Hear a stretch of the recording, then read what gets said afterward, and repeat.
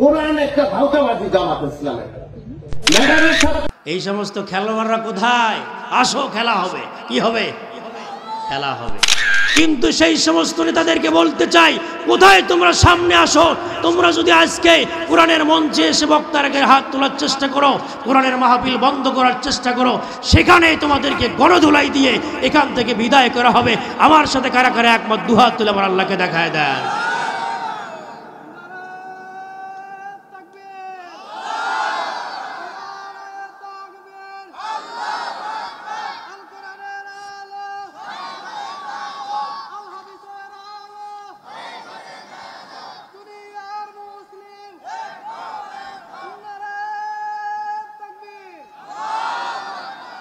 আমার ভাইরা, আপনারা কি ভয় পাচ্ছেন?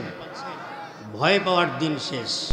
এই কোরআনকে নিভিয়ে দেওয়ার ষড়যন্ত্র চলছে, কিন্তু তোমরা জানো না আগামীর বাংলাদেশ এই কোরআনের বাংলাদেশ।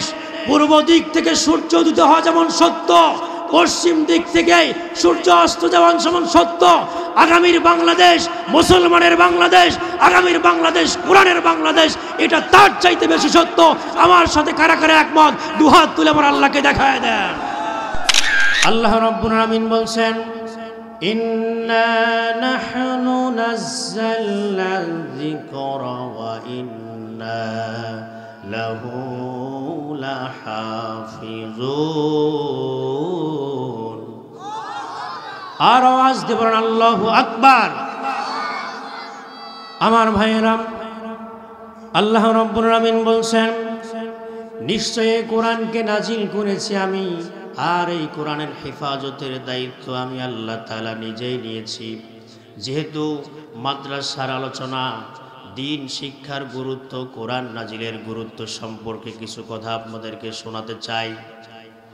আমার ভাইরা, আল্লাহ পাক বললেন, হে দুনিয়ার মানুষ শুনে রাখো, এই কোরআনকে নাজিল করেছি আমি, আর এই কোরআনুল কারীমের হেফাজত করার জন্য আমি আল্লাহ তাআলা নিজেই দায়িত্ব নিয়েছি। কিন্তু বোঝার জন্য আপনাদেরকে বলছি কিভাবে আল্লাহ পাক কোরআনুল কারীম হেফাজত করবেন। শুনুন, তাম পৃথিবীতে অসংখ্য ধর্মগ্রন্থ রয়েছে। বাইবেল বলেন, নোবেল বলেন, মহাভারত বলেন, ত্রিপিটক, রামায়ণ, গীতা, সামবেদ ইত্যাদি ইত্যাদি অসংখ্য ধর্মগ্রন্থ পৃথিবীতে আছে।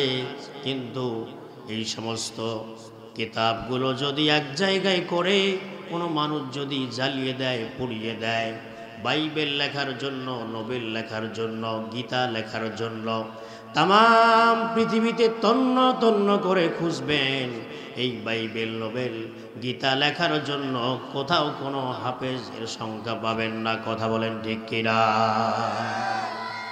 আমার ভাইয়েরা, কিন্তু আল্লাহ রাব্বুল আলামিন বলছেন, দুনিয়ার মানুষেরা শুনে রাখো, এমন একটি গ্রন্থ আমি এই পৃথিবীতে দিয়ে দিলাম আমার বান্দা বান্দীদের জন্য। কোনো মানুষ যদি অহংকার করে, দাম্ভিকতার ফলে তাম পৃথিবীতে সমস্ত কোরআনুল কারীমের কপিগুলো যদি এক জায়গায় করে জ্বালিয়ে দেয়, পুড়িয়ে দেয়, কোনো অসুবিধা নাই।